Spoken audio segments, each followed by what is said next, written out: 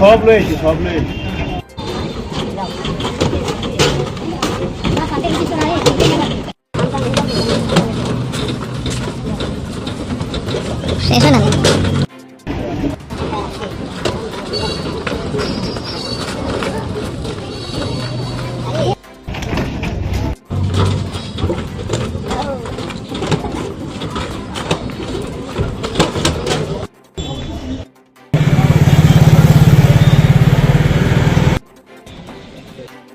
আমরা হঠাৎ করে জানতে পাই যে আমাদের কৈলাসহর যে পুলিশ স্টেশন এখানে কয়েকজন অভিভাবক এসে ওখানে কমপ্লেন করেন যে তাদের পরিবারের কয়েকজন সদস্য যারা অন্য রাজ্যে কাজের সন্ধানে গিয়েছে এবং সেখানে গিয়ে সমস্যায় পড়েছে। সেখানে থাকা বা খাওয়া বা তাদেরকে যে পয়সা দেওয়া হবে বলে নেওয়া হয়েছে সেটা তারা দিচ্ছে না।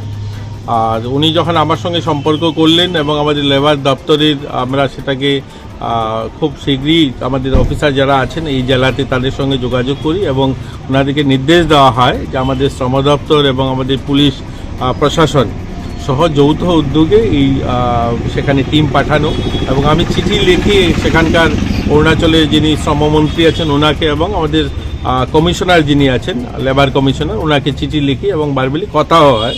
উনি সহযোগিতা করেছেন যথেষ্ট সেখানকার পুলিশ প্রশাসন এবং সেখানকার শ্রম দপ্তর এবং আমাদেরকে যোগাযোগ করেন যে আমরা সমস্ত আইডেন্টিফাই করে নিয়েছি, লোক আমরা একত্রিত করছি, আপনার টিম পাঠান। এবং আমাদের এখান থেকে কৈলাসহর পুলিশ প্রশাসন যথেষ্ট এসপি সহ আমাদের এখানকার ওসি সকলে মিলে এই টিম ওয়ার্ক করেছেন এবং সঙ্গে সঙ্গে এখান থেকে আমাদের শ্রম দপ্তরের একজন আধিকারিক এবং আমাদের পুলিশ টিম একসঙ্গে যান এবং আজকে তাদেরকে নিয়ে আসে। তো আমরা খুশি আজকে যে সবাই ফিরে এসছে। আমরা প্রথমত জানতাম শুধুমাত্র কৈলাসহরের মহকুমারেই যারা গিয়েছে, কিন্তু এখন জানতে পারলাম যে কৈলাসহর ছাড়াও তারা কদমতলা ব্লকেরও কিছু পেয়ারিছড়া বাগান বা সোনাইছড়ি চা বাগানেরও 11 জন ছিল, তাদেরকেও নিয়ে এসছে। তো তাদেরকেও তাদের বাড়িতে পৌঁছে দেওয়া হয়েছে। মোট কতজন? আমাদের এখানে 34 জন এবং 11 জন এসছে কদমতলা ব্লকেরও। তো এটা বড় সংখ্যায় লোক গিয়েছে এখান থেকে কাজের সন্ধানে।